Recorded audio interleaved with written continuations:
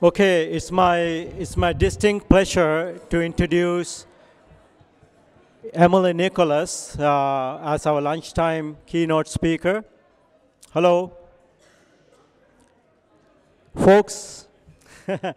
Focus.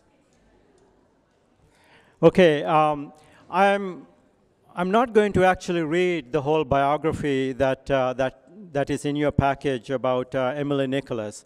Let me actually introduce Emily this way. I heard Emily speak, heard and saw her speak at the SPOR forum that Beth referred to a little bit earlier. So this was back in May, April, something like that. And I was just really taken by the message that Emily delivered that day. Not only that the message was powerful, sincere, relevant to the whole conversation that we have begun about patient engagement, patient advocacy, the role of patient, the ultimate person we need to benefit through our healthcare system. Not only it was powerful, but it was also very well delivered. So when we planned for this event today, when we were looking to bring a keynote speaker, there was really no question. We were going to ask Emily Nicholas to come and share with us her experience, both as a person who had gone through the healthcare system as a patient, but also, more importantly, as a passionate advocate and a consultant around the whole patient engagement, patient advocacy piece of this very important work. Emily Nicholas is the Director of Health Communications at St. Michael's Hospital in Toronto, working with Dr. Mike Evans there. But she's also the advisor and consultant to Patients Canada. So without further ado, please welcome Emily Nicholas. Hi. All right, let's just make sure we get this. Can you hear me okay? And enjoy your lunch. I won't be upset if you're all looking directly down during my whole talk, but that was a great intro. Thank you so much. So today, this isn't me. Well, it was me earlier today. No, today I want to talk to you a little bit about patient engagement, which is a term we hear a lot about, but in particular, I'm going to tell you a little bit about how I got involved in this whole world of patient engagement through my experience as a patient and then my interest. And so to start with, I thought I would tell you a little bit about how I sort of got here. Where did I come from? And actually, before I became the time when I became a patient, I had never really experienced the healthcare system much at all. I actually had always been what we might call pretty well. I was active, but around the age of 20, I experienced some very severe pain in my hip and went directly to the emergency room because it was so bad. And when I was there, they said, there can't be anything wrong with you. You're too young. It couldn't have been. I thought maybe it had been dislocated. Take some ibuprofen, take some Advil. Don't even bother coming back. You're fine. So a few tries later, going to different healthcare practitioners, it turned out that I had been misdiagnosed. What they thought was just muscle pain was actually a small stress fracture, and it got worse and worse until finally, at the age of 20, my femoral head completely broke off. And there's maybe not all doctors in the crowd today, but basically my hip broke after some going too long on a stress fracture. Now, the first surgery I had was with a pinning, and that didn't unfortunately work very well, so I had a second surgery, which included something called a femoral osteotomy, which is not as fun as it sounds, where they grafted a piece of my bone, changed the angle of my fracture, and I learned to walk again. So all of this was going on in the middle of my 20s, where people keep telling me, the best time of your life, and I was sort of not feeling exactly that was the case. And as you can imagine, it was very much affecting how I felt, how I was developing, growing, my mental health. And I developed a very severe depression and a lot of anxiety throughout this. Who would have thought? That's hence the leg bones connected to the head. These things aren't disparate. And actually, what happened is I had some experience with the mental health care system, both the public as well as private. And for the first time, I started to think about what does it actually mean to be well, as opposed to just not sick. For a long time, I think my experience had been about fixing something. Emily the leg, Emily's leg, how are we going to fix it? And not a lot thinking about who I was and what I needed to do to actually feel better. As well, it was completely focused on the time I was in the hospital and in the acute care settings and not much about what happened in between. I always thought it was funny that the healthcare considered me a patient when I was admitted somewhere, but I was somehow no longer a patient, it seemed, when I was in any other type of care setting or even at home. So after I learned all of these amazing coping skills and cognitive behavioral therapy and all those things that you learn when you go into the mental health world, I think, I was doing a lot better, but unfortunately some pain came back, and it turned out that my hip, over those years, as I had gone back to school and had sort of managed to get back doing things, my hip had actually died. The bone itself, from the severity of the break at the beginning, the bone had completely died, and I needed a total hip replacement. So a couple of surgeries later to remove what I called my Frankenstein hip, because it had so many bolts and things in it, I had a total hip replacement. And what was amazing about that is that it alleviated for me a lot of the pain and discomfort, which I hadn't even really realized, which I'd habituated to over the years, had been there. And with that, alleviated a lot of my anxiety and a lot of the things which came with it, because again, shock, all of those physical symptoms were completely being manifested as well in my just well-being overall. So there's a little background. I like to legitimize the fact that I am a patient. Within that time, too, I also was hit head-on by an SUV in a small car and developed a thyroid condition, as well as anyone who's been in the healthcare system can attest to, usually there's lots of other things going on at the same time. So I've been through many machines and many ERs and ORs and lots of stuff. And what the benefits, some I would say, of learning terms like reframing and hot thoughts and all of those things you learn in mental health, I was able to kind of, I think, reframe this experience, which realized that I actually learned a lot. And I have this picture up here. I belong to a Facebook group, here, peer-to-peer healthcare. I belong to a Facebook group for people going through hip replacements, and of all ages, all over the world, and everyone calls themselves hippies. And people are constantly posting sort of hippie, like 60s stuff up there. You'd think it would be a sad group. It's hilarious. People have great senses of humor, and I think that's what it's about. I've developed this dark sense of humor maybe, but looked at things a lot differently and thought, what did I learn? What did I learn through this experience, and how can I use that now, both in my personal life and other? What was interesting to me, though, is I didn't really have anywhere to take that insight. At the time, I would say, and this was my hip replacement was about 6 years ago, so, this was a while ago, but at the time, the only real insight anyone wanted from me was through the surveys I got from the hospitals months after. Being a good Canadian, I was always like, great, C, I'm sorry. No, but not a lot about what was happening in between, and what I felt were the small encounters and the things that actually really affected my experience. So we hadn't previously perhaps been doing a very good job about learning those insights and finding out what actually changes a patient experience. And I think it's really key to think about, why is it that experience even matters to healthcare?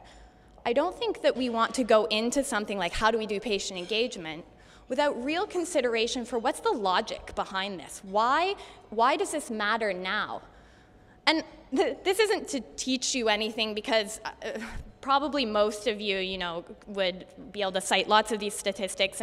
But I think it's important, as framing problems goes, to really frame the problem around why healthcare is different now and why the patient perspective might matter now in a different way than it used to. So, as you know, previously, before 1900, basically all the deaths were from acute reasons, and bacterial infections, and the leading cause of death were things like cholera and TB, and so healthcare did a great job of developing over that time to deal with the problems that were pressing on it.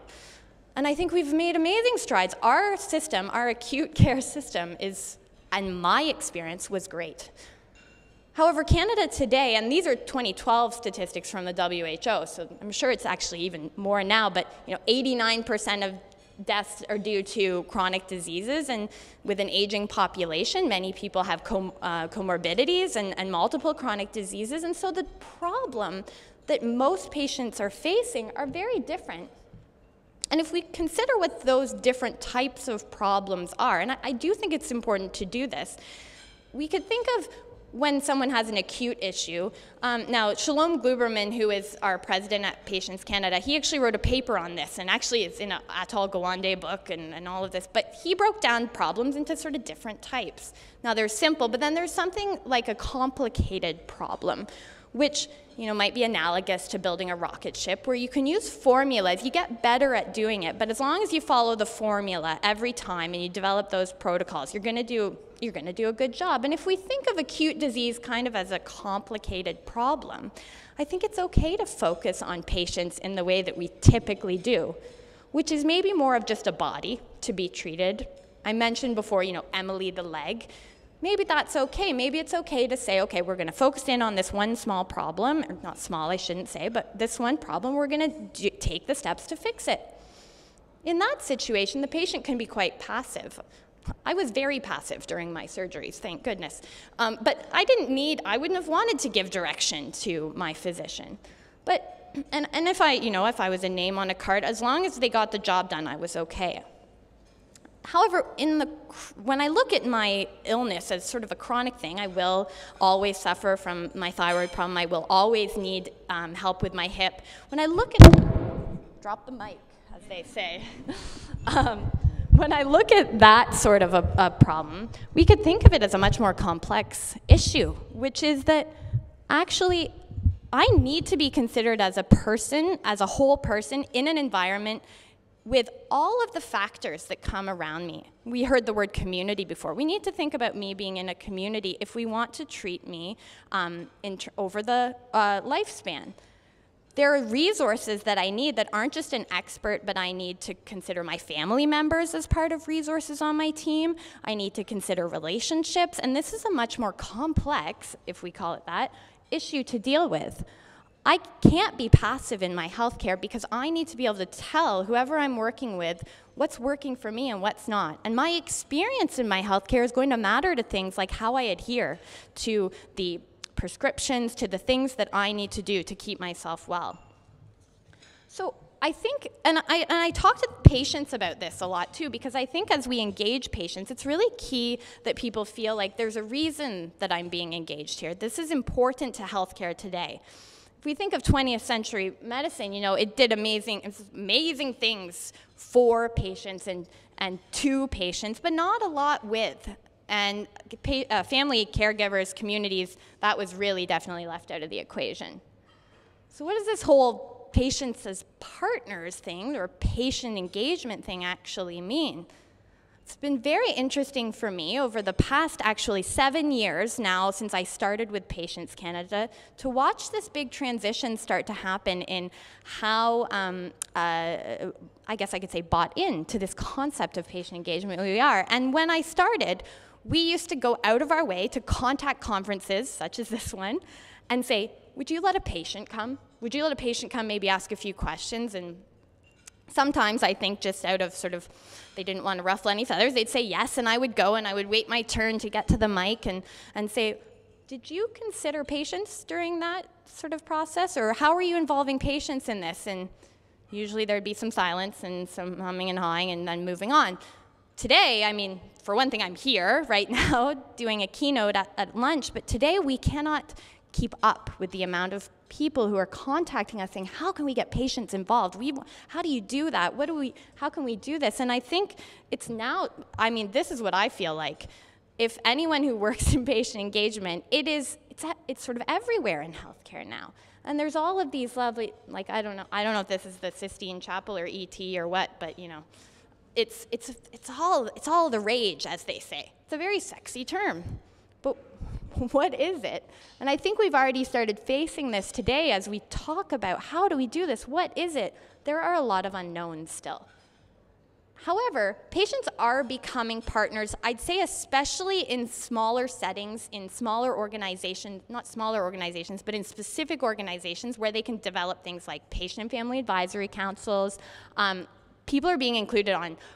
Patients are being included on boards, on hiring committees. I've added this here. Saskatchewan has a province-wide, PIHCI stands for Patient and Family Advisory Councils. They're having a whole initiative about how to do that.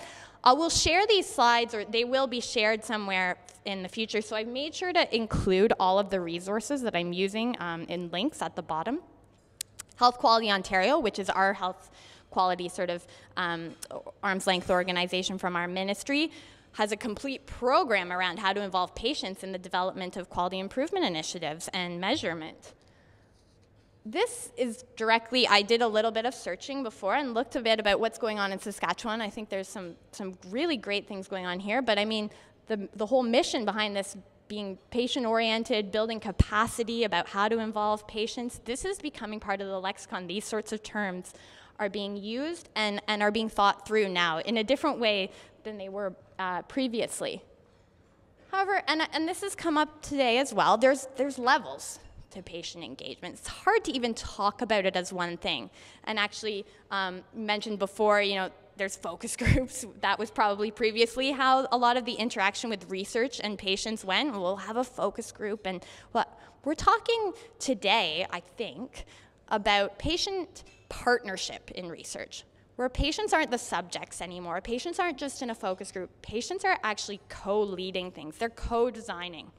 And those are also sexy terms right now, though it's still probably a bit ill-defined. But we're definitely aiming for this very other end of the spectrum. And now I would say in my experience, and I would call myself an engaged patient, people have definitely tried to engage me in various projects, and I've had that kind of experience, that usually I've been involved in this lower down on the spectrum here. A lot of the time, also, there is some sort of liaison or some sort of disconnect to the people who actually make the decisions and who do the things, and the people I'm talking to, in whether it's a focus group or an interview session or even a survey. And that's still typically the norm. Even a lot of the SPOR projects that we're involved in now with, in Ontario, and I am involved in sort of some demonstration projects, it's still a very contained way of dealing with patients. We'll have the patients over there, then we'll have the people who make the decisions over there. Somehow the information will get passed in between. But what does that partnership look like? I understand that it would be a bit scary, because that's about relationships, and it's not just about preparing patients, it's about preparing the researchers and the project coordinators and all of these people for what does that look like.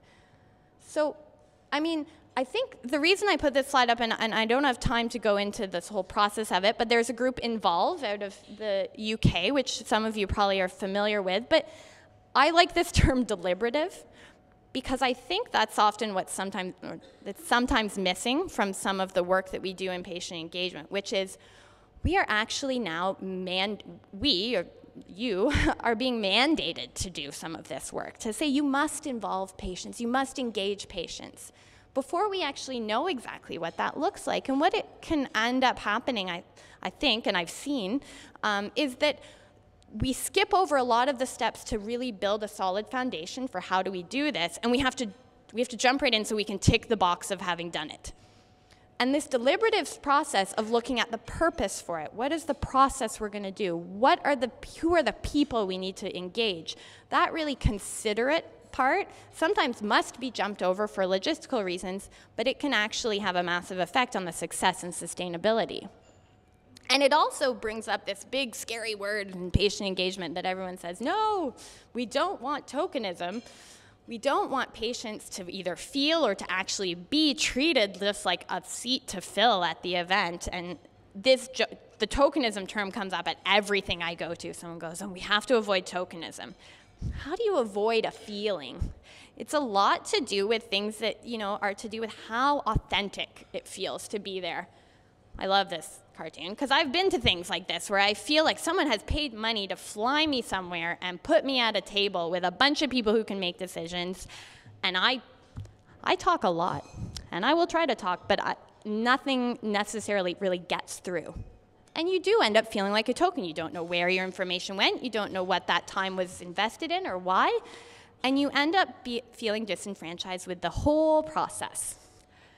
I think the other aspect, I just need an excuse to share this picture. I work with a doctor, Dr. Mike Evans, who has a great sense of humor, and he uses this. And I said, this whole idea of this intent behavior gap, I have encountered, I think, a lot with in the patient engagement experiences I've had, which is, as I said, we're very bought into the concept of patient engagement. We very much like this idea. It sounds great. It looks cute.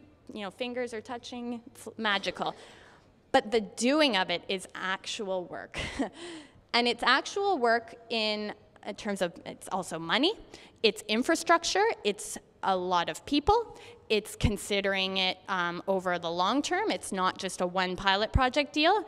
And so the difference between the intent, and we all know this with behavior change, the difference between that intent and actually sort of making those, putting in the effort and the work, it's a wide gap.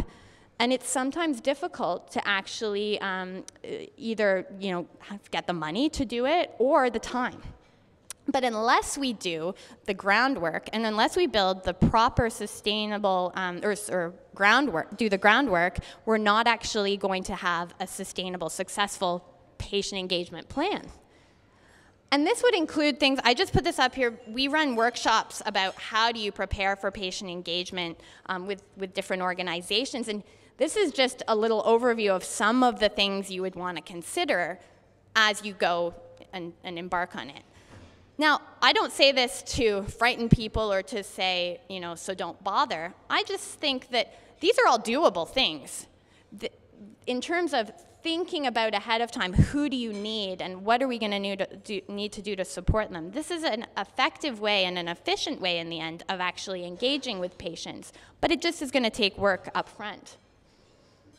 One of the biggest parts of the puzzle, I think, when it comes to patient engagement is the fact that unlike that complicated problem I spoke about before, there must be an artfulness to engaging patients or to working with family members or communities. Now, of course, there'll be some steps we can take or some protocols we can put in place which are going to be very useful in each different project or circumstance. But when something is based on relationships, we have to consider the sort of art, just like medicine is an art, you have to consider the art of how do you go about doing this. And I think about art being a bit more reactive, a bit more creative, and looking at each project maybe in a unique way and saying, okay, how am I going to work with the people in this specific circumstance to make it work today, as opposed to following the prescription every single time. Somewhere in that overlap, I think, is where patient engagement lives. And I think, and I'll kind of rush through this, but these are some great quotes, and there's lots of great papers out here. This one is one of my favorites because it's one of the few that's actually from the perspective of the patient. I think it's called an EthnoDrama. And I put it up there because it sounded, it sounded like one of the arts, like a drama. Like, this is discussing the fact that it's something that matters to both the researcher and the patient in terms of what does that relationship look like. Both of those sides need to be considered. But there's some real wins here, I think, that are described in these quotes, which is that actually it can be very rewarding for both the researchers or the project directors as well as the patients. The whole process of learning what that engagement looks like and can give a lot of structure for the patient, I think, the understanding of their own illness and their own situation. And I think, as we've heard before, for the researcher in terms of, wow, this is a new perspective. This is going to direct my priorities in a different way than I would have had this voice not been here. Another challenge I think we face is that going into any sort of patient engagement plan, whether it's for SPOR or for sort of something like service design, some of the actual, if we're considering the evaluation, some of the things that we're going to want to measure, or some of the outcomes that we're looking for, we're not going to actually know what they are until we start doing it. And this is, I think, a bit of a chicken or an egg problem, which is that we need to consider the engagement process to be somewhat fluid. So I think one of the key parts of patient engagement, or the key considerations, is that we should be evaluating what the engagement is like as we're going along. If we want to improve it from a quality improvement perspective, if we want to gain insight into what's working and what's not, then we need to be actually measuring not only in the research sort of idea, you know, what are the research outcomes, but also what's this engagement? Is this a successful engagement? From my experience, as a patient, I didn't know what successful engagement looked like until I started doing it. And therein lies the crux, right? Until you start doing it, it's sometimes not apparent what it is you're actually looking for and what's working. So I think we need to balance those two things, both coming up with some definite measures that, or definite things to consider of here are our goals, but also saying maybe we don't know what all of our goals are yet. Maybe we need to go into this with some sort of blind faith to a certain extent, and remove some of that fear of failure, which I think is so prominent in healthcare. And you totally can't see this, but here it'll be in the slides, which is basically, if we're looking at evaluation, I think it definitely isn't what I would consider just a tautology, which is basically, we know it will be successful when it's successful. We know it will be successful when the researchers believe that patient engagement is important, or when the patients feel engaged. To me, that is not a measure. This would be at least a little bit more concrete. And these are the sorts of things I think we would really benefit from sharing across provinces, across SPOR networks, across the world, which is, how are you measuring it? Is it working? What's sort of been successful? Do things like the number of patient and family advisors trained actually, are those actually meaningful measures for patient engagement, or is that more of the tokenism thing? This is maybe one of the most, I think, key areas that we need to focus on now in patient engagement. From my perspective and my experience, we have actually done a much better job at starting the ball rolling with patient engagement. So we run groups, and we have people engaged in SPOR initiatives. We have demonstration projects going on. I would say a lot of the people involved probably look a bit older than me, but you know, usually are middle-aged or retired, Caucasian, from middle-class family, or have the time, the ability to, you know, my boss is great, he let me come out here today, but have some flexibility, and they have to be able to come to the researchers. That really limits who can be involved in patient engagement. And this issue of equity, I think, goes even beyond what our typical sort of consideration is, because I do think it's about engaging people of different backgrounds and ethnicities and sociodemographic considerations, but it's also that sort of building awareness. I know about opportunities for patient engagement because I actually work in healthcare, but a lot of people who don't actually have connections to an actual researcher or a friend who's doing it don't even know about the experience. I also have a lot of now colleagues who have had very, very horrendous issues with the physical barriers to being able to participate as a patient, where someone invites them to come to the 8:30 a.m. meeting, and their carer doesn't get there to help them get into Wheel-Trans and get set up until, you know, that person would have to get there at 3 a.m. for them to be there at 8 in the morning. So these are considerations that I think are going to be, and I speak about it in a way that I want to say that it's absolutely not an issue that it will be easily dealt with. And I think those questions that came up today made that apparent, which is, how are we going to engage people of different backgrounds, indigenous populations? How are we going to engage a community versus an individual? What's that going to look like? Those are huge questions that deserve our time and consideration, and that I think will benefit from the willingness to try and to do, and not just talk, because a lot of that learning will have to come from the actual action of it. And I hope, actually, the more we do, the more we share as well, because if the things that are discussed today come to fruition, and some of the developments in terms of engagement of Indigenous communities manifest, I want to hear about it in Ontario so that I can learn and not try to reinvent the wheel every time. To leave it on a bit of a happier, a bit of a more optimistic note, I think there are so many ways to patient partnership and engagement. There is not just one solution. There is not just one perfect, ideal way that we do it every time. And this speaks to everything I've said up till now. There are ways and things that I haven't even thought of before. There are ways to get over these barriers that are different depending on the situation and context that you're in.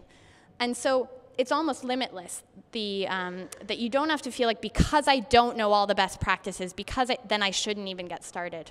Because actually, maybe in your situation, those best practices won't even be the right ones, and also maybe you'll learn something completely new that will really benefit others.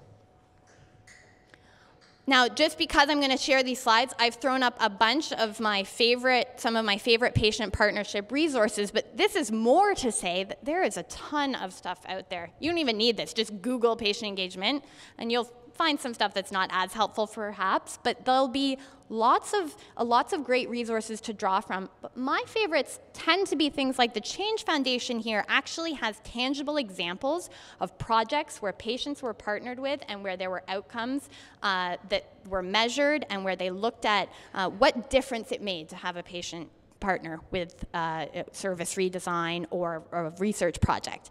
To me, those are really key because yes, it shows you how someone did it, but it also gives what's very much needed, which is the feeling that you trust in the process, that it's worthwhile to do this. Seeing someone else and the successes they've had, I think, is a great way to build confidence in this whole process. So I would encourage you to visit some of these and also to share with us at Patients Canada or through my email, which I'm happy to make accessible. Share what you've found that you think is great, because I would love to know about it too. So that's pretty much it for today, other than the fact I would love to answer any questions that you have for me, and literally from my patient experience to my experience as an engaged patient to my experience with SPOR. I would love to answer any of those questions, either now, I know we have limited time, or via email. If you just follow up with Janice, I'm sure she'd be happy to pass it along. And it was my genuine pleasure to be here today to speak to you.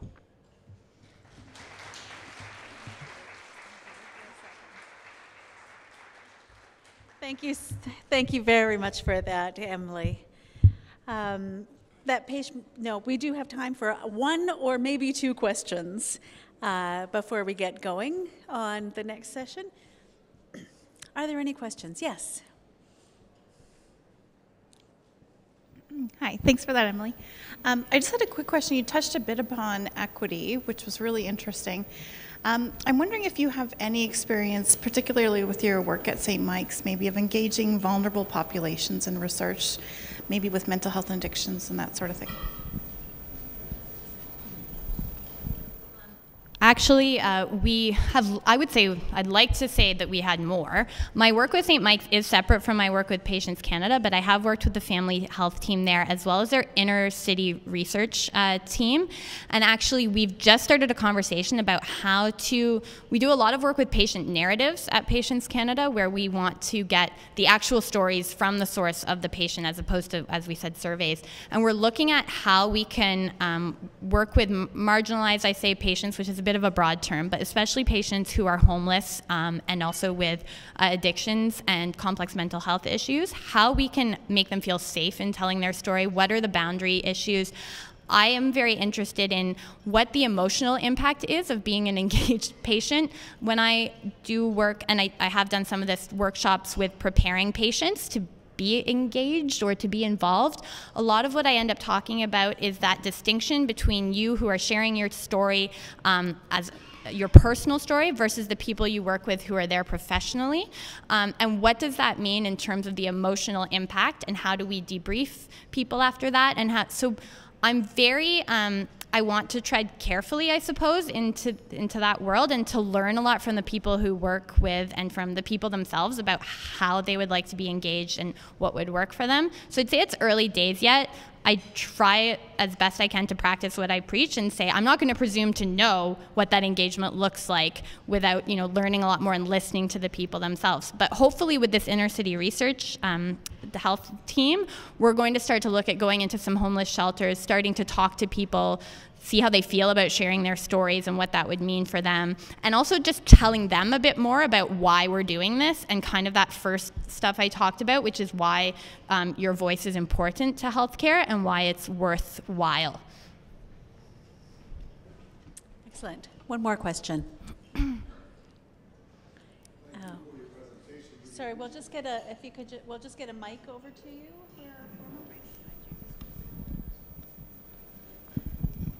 I used to be a principal of a school. I can speak louder. Thank you for your presentation and your insights into patient engagement.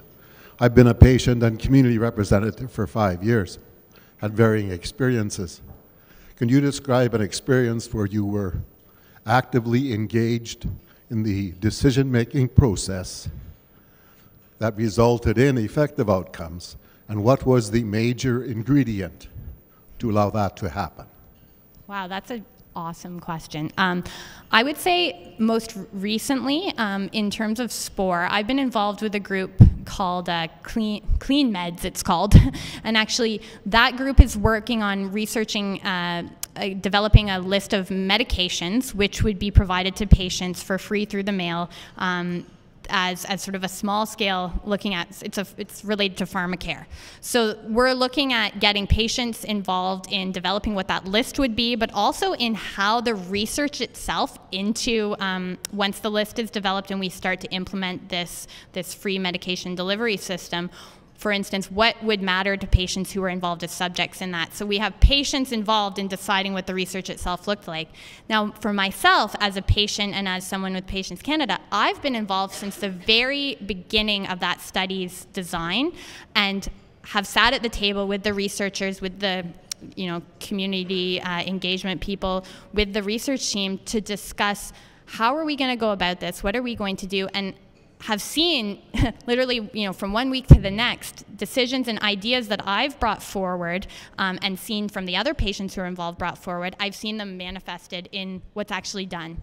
What's been key to that is not just the fact that those decisions have been made, or that the voice of the patients and family have been heard, but that the feedback that those decisions were made is given. So that there's some way to tell me that, yes, what the input I gave was actually used. And that's sometimes what's missing, not the fact that the effect is there, but the fact that the patients and the family members and the community members themselves don't know that it happened. So I think that kind of feedback loop is so key to successful patient engagement because it keeps the people wanting to continue to engage. It keeps me feeling not like a token.